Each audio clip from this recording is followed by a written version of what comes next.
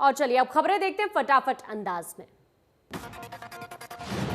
कार्य समिति की बैठक में सामने आई कांग्रेस की फूट। राहुल गांधी ने कांग्रेस नेताओं के लेटर पर उठाए सवाल। कहा, आहत हूं कि लेटर लीक किया गया। गुलाम नबी आजाद और कपिल सिब्बल की टाइमिंग पर राहुल ने उठाए सवाल।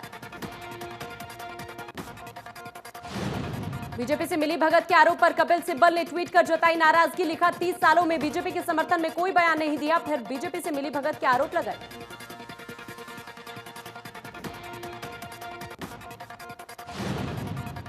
दिल्ली में हुई कांग्रेस वर्किंग कमेटी की बैठक में सोनिया गांधी की कांग्रेस के अंतरिम अध्यक्ष पद को छोड़ने की पेशकश। बैठक में केसी वेणुगोपाल ने पढ़ा सोनिया गांधी का पत्र। बोले, शुरू होनी चाहिए अध्यक्ष ढूंढने की प्रक्रिया।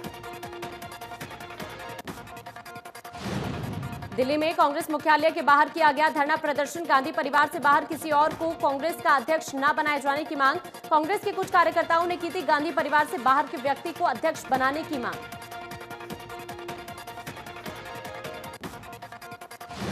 सुशांत सिंह केस में रिया चक्रवर्ती की नहीं कम हो रही है मुश्किलें। रिया के परिवार से भी पूछताछ के लिए समन भेजेगी सीबीआई। सुशांत सिंह मामले की जांच कर रही सीबीआई ने कहा कि कमरे में छत के पंखे और पलंग के बीच काफी स्पेस, फांसी लगाने से नहीं किया जा सकता इनकार।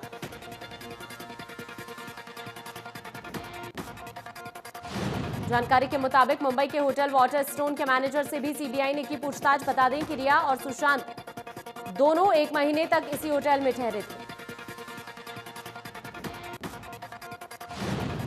पूर्व वित्त मंत्री अरुण जेटली की पुण्यतिथि आज। पीएम मोदी ने ट्वीट कर किया अरुण जेटली को याद। बोले, मुझे अपने दोस्त की बहुत याद आती है।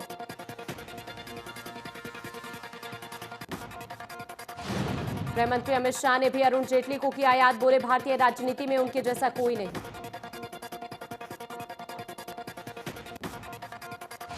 भारत चीन सीमा विवाद पर बोले सीडीएस बिपिन रावत, सैन्य विकल्पों पर अब नहीं करेंगे कोई चर्चा।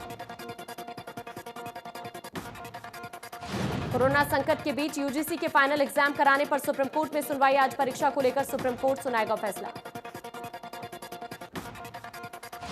पूरी दुनिया में कोरोना की वैक्सीन पर काम चल रहा है। इसी कड़ी में ऑक्सफोर्ड की बनाई हुई वैक्सीन के तीसरे फेज का ट्रायल शुरू किया गया। कोरोना की लगातार बढ़ रही रफ्तार। पूरी दुनिया में कुल मरीजों का आंकड़ा हुआ 2,35,81,828। माफ कीजिए 888। अब तक 8,12,000 से ज्यादा की मौत। अमेरिका में कोरोना ने मचाई सबसे ज्यादा तबाही। अब तक सामने आए कोरोना के 58,74,146 केस। कोरोना के चलते गए 1,80,604 लोगों की जान। ब्राजील में भी कोरोना की नई थम रही रफ्तार। लगातार बढ़कर मरीजों की संख्या हुई 36,05,783। अब तक 1,14,000 की मौत। 27,09,638 मरीज रिकवर। रूस में भी जारी कोरोना का कोहराम। अब तक सामने आए कोरोना के 9,56,749 केस। जानलेवा वायरस ने ली 16,383 लोगों की जान।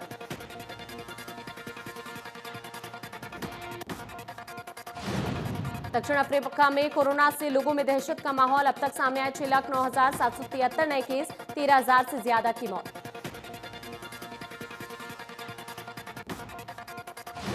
पाकिस्तान में कोरोना के 6,235 की मौत। अब तक सामने आए कुल 2,92,765 मरीज। 10,694 एक्टिव केस।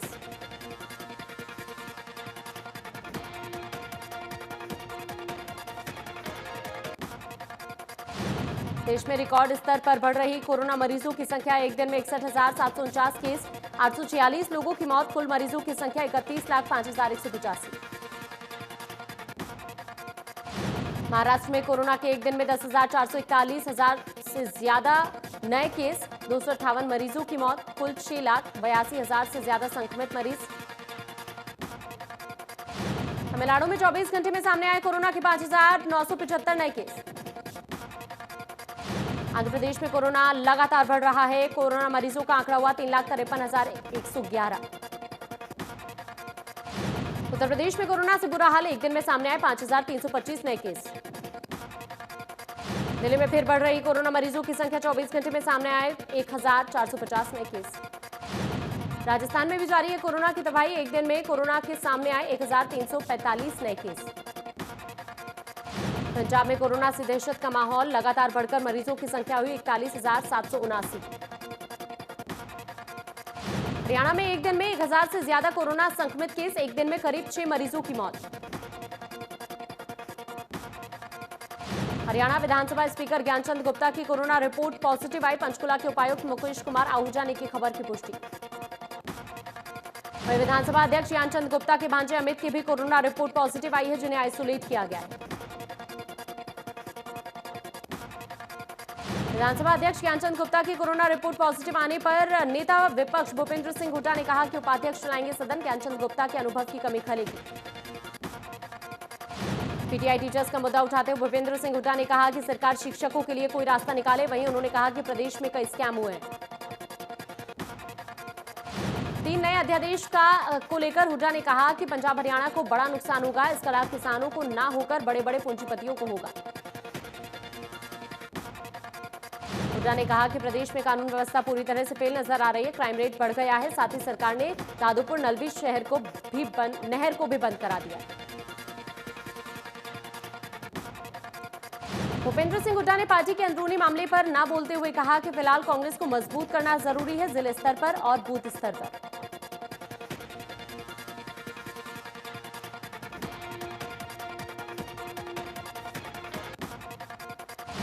दिल्ली में कांग्रेस अध्यक्ष को लेकर बैठक के दौरान कांग्रेस नेताओं द्वारा सोनिया गांधी को लेकर पत्र को लेकर हुई चर्चा पर प्रतिक्रिया देते हुए विज ने कहा, यह कुनबा टूट चुका है। सबकी अलग अलग राय है और सबकी अलग अलग मजबूरियां भी हैं।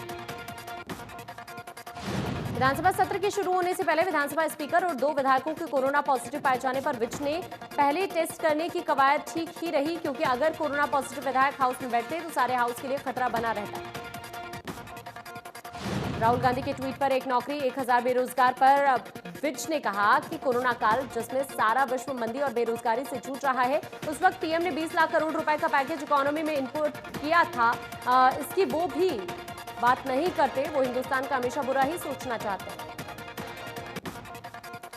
झज्जर की पंजाबी धर्मशाला में पहुंचने पर प्रदेश अध्यक्ष ओम प्रकाश धनखड़ और जिला अध्यक्ष विक्रम का ध्यान का फूल मालाओं से स्वागत किया गया। दरअसल हरियाणा में सम्मान का प्रतीक पगड़ी पहनाई गई। इस मौके पर ओपी धनखड़ ने कहा कि पगड़ी सर का ताज होता है। आप लोगों ने जो मुझे आज पहनाया है, इसे मैं झुकने नहीं दूंगा।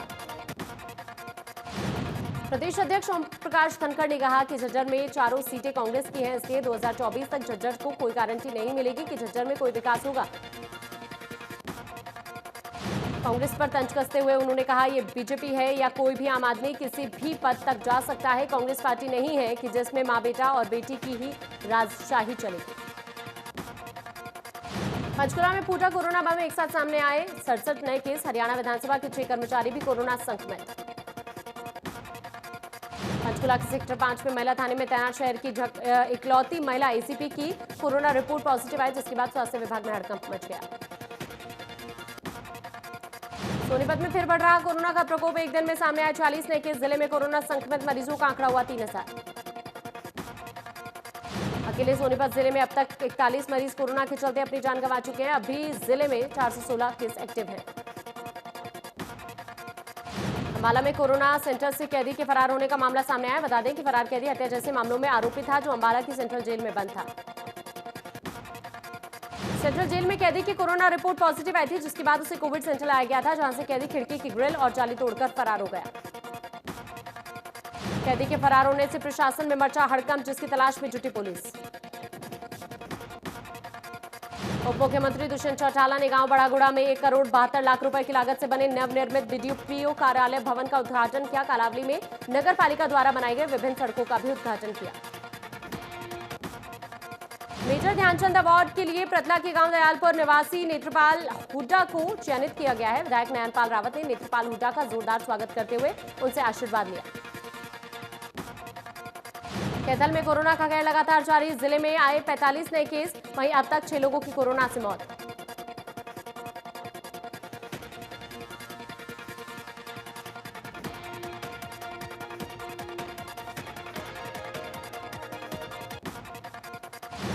कुख्यात गैंगस्टर नीरज पवाना गैंग के नाम 10 लाख की फिरौती मांगने से पानीपत का एक परिवार दहशत के माहौल में जी रहा है। धमकी का ऑडियो भी वायरल हुआ, जिसमें सरेआम बदमाश फिरौती न मिलने पर गोलियों से भूनने की धमकी दे रहा है। कैबिनेट मंत्री मूलचंद शर्मा ने राष्ट्रीय राजमार्ग पर अवैध रूप से चल रहे वाहनों की छापेमारी की। इस दौरान उन्होंने 5 अवैध प्राइवेट बसें, 1 पानी का टैंकर, 3 इको गाड़ी और 1 बस भी बरामद की है। कैबिनेट मंत्री मूलचंद शर्मा ने कहा कि जल्द ही हरियाणा रोडवेज में खड़ी हुई कंडम बसों की नीलामी की जाएगी। साथ ही बल्लभगढ़ के बस अड्डे को भी पीपी मॉडल बस अड्डा बनाया जाएगा।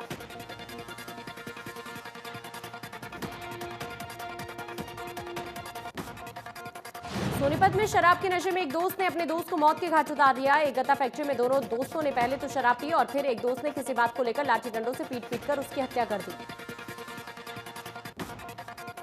पुलिस मौके पर पहुंची और शव को कब्जे में लेकर पोस्टमार्टम के लिए सामान्य अस्पताल में भिजवा दिया और मामले की जांच शुरू कर दी।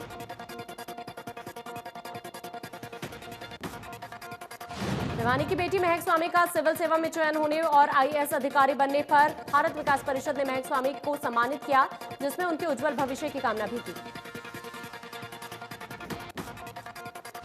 कैथल में बीजेपी कार्यालय में नवनियुक्त जिला अध्यक्ष अशोक गुर्जर का पार्टी कार्यकर्ताओं ने स्वागत किया। इस दौरान राज्य मंत्री कमलेश ढांडा और कैथल से विधायक लीलाराम गुर्जर भी मौजूद रहे।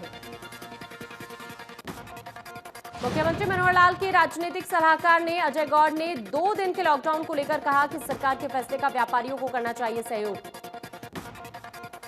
अजय गौड़ ने कहा कि अब मंगलवार को बाजार बंद नहीं रहेगा, केवल शनिवार और रविवार को ही बाजार बंद रहेंगे, जिसका व्यापारी सहयोग करें। पंचकुला की एसडीएम डॉक्टर ऋचा राठी की भी कोरोना रिपोर्ट पॉजिटिव आई, जिसकी पुष्टि सीएमओ जसजीत कौर ने की। करनाल में कोरोना के 63 पॉजिटिव नए मामले सामने आए। सेक्टर 6 में रहने वाली 67 साल की बुजुर्ग महिला की भी मौत। गुरुग्राम के कमला नेहरू पार्क में बनने जा रहे स्विमिंग पूल की आधारशिला रख दी गई। गुरुग्राम नगर निगम की तरफ से इस स्विमिंग पूल को बनाया जा रहा है। 3 करोड़ 50 लाख रुपए की लागत से बनने जा रहे इस स्विमिंग पूल में अत्याधुनिक सुविधाओं से लैस होगा। वहीं पहली बार 2 मंजिला इस इमारत में धरातल पर स्विमिंग पूल होगा। विधायक सुधीर सिंगला का कहना है कि इस स्विमिंग पूल से खिलाड़ियों को फायदा मिलेगा। पिछले काफी समय से खिलाड़ियों को स्विमिंग पूल की कमी खल रही थी। सेक्टर 18 पहुंचे पूर्व कैबिनेट मंत्री विपुल गोयल ने कहा कि हरियाणा सरकार के संकल्प के तहत पूरे हरियाणा के अंदर पौधारोपण का कार्यक्रम चल रहा है। इसी कड़ी में पौधारोपण कर ऑर्गेनिक पौधे लगाए जा रहे हैं। इन पौधों को लगाने में बड़ी हिस्सेदारी सोसाइटी में रहने वाली महिलाओं की है। विपुल गोयल ने कहा कि इस तरह का कार्य फरीदाबाद में अनेकों साल से किया जा रहा है। भिवानी में एक पशुपालक ने पशुओं के लिए चारा काटने वाली मशीन में किया जुगाड़। मशीन में लगने वाले गंडासे के ऊपर टायर लगाकर 8 से 10 किलो चारे को व्यर्थ होने से बचाया। दरअसल गंडासे तेज गति से घूमता है, जिससे चारा दूर तक बिखर जाता है, जो अब नहीं बिखरेगा। ऑनलाइन ट्रांसफर प्रणाली के विरोध में गोहाना में आंगनबाड़ी सुपरवाइजर ने इकट्ठा होकर प्रदर्शन किया और गोहाना विधायक जगबीर मलिक के निवास पर पहुंचकर विधायकों को ज्ञापन सौंपा। ऑनलाइन ट्रांसफर प्रणाली को रद्द करने की मांग करते हुए आंगनबाड़ी सुपरवाइजर ने कहा कि ऑनलाइन ट्रांसफर प्रणाली के बारे में ज्यादा जानकारी न होने के चलते फॉर्म गलत भरे गए, उन्हें दूर दूर स्टेशन मिले और परेशानी हुई। गुरुग्राम में गाड़ौली के पास सेक्टर 36B में अभी बारिश का पानी भरा हुआ है। यही नहीं, खेतों में भी जो बारिश का पानी भरा हुआ है उसके कारण नाले भी ओवरफ्लो हो गए। मामले की शिकायत कई बार प्रशासन से की जा चुकी है, लेकिन अभी तक पानी नहीं निकाला गया। जुलाना में एक सामाजिक संस्था ने लोगों की जरूरतों को देखते हुए अपनी रसोई शुरू की है। जरूरतमंद लोगों के पेट भरने के लिए सामाजिक संस्था मेरा प्रयास ने यह पहल की। इसमें जरूरतमंद लोगों को मुफ्त में भोजन उपलब्ध करवाया जाएगा। साथ ही अन्य लोगों के लिए भी रसोई में भोजन की व्यवस्था की गई है। अंबाला एयरबेस को बम से उड़ाने की धमकी के मामले में पुलिस ने 48 घंटे में खुलासा कर दिया है। इस मामले में पुलिस ने अंबाला से एक युवक को गिरफ्तार किया है। प्रेस कॉन्फ्रेंस कर डीसीपी ने बताया कि आरोपी ने धमकी भरा पत्र लिखा था। डीएसपी बताया कि आरोपी युवक OLX पर ठगी का शिकार भी हो चुका है। जिस महिला के नाम से आरोपी ने पत्र लिखा, वो भी आरोपी को प्यार में धोखा दे चुकी थी। उससे बदला लेने के लिए उसने ये पत्र लिखा था। पलवल जिले के होडल में घड़ी मोड़ पर लगे एक्सिस बैंक के एटीएम को चोरों ने निशाना बनाया। चोरों ने पहले तो शटर को उखाड़ा, जिसके बाद आसपास के लोग मौके पर पहुंच गए और चोर मौके से फरार हो गए। सूचना मिलने के बाद पुलिस मौके पर पहुंची और मौके का जायजा लिया, जिसके बाद बैंक मैनेजर ने अज्ञात लोगों के खिलाफ शिकायत दर्ज करवाई। झज्जर के सालाबाद से गुजर रही जवाहरलाल नेहरू कैनाल से बरामद हुए युवक युवती के शव की पहचान हो गई है। दोनों सोनीपत के गांव गोहाना के रहने वाले हैं। पुलिस ने पूरे मामले का खुलासा करते हुए बताया कि दोनों ने घर से भागकर पिछले दिनों शादी की थी। बाद में इनके परिजनों ने इन्हें सफीदो गांव से बरामद किया। परिजनों ने दोनों की हत्या की।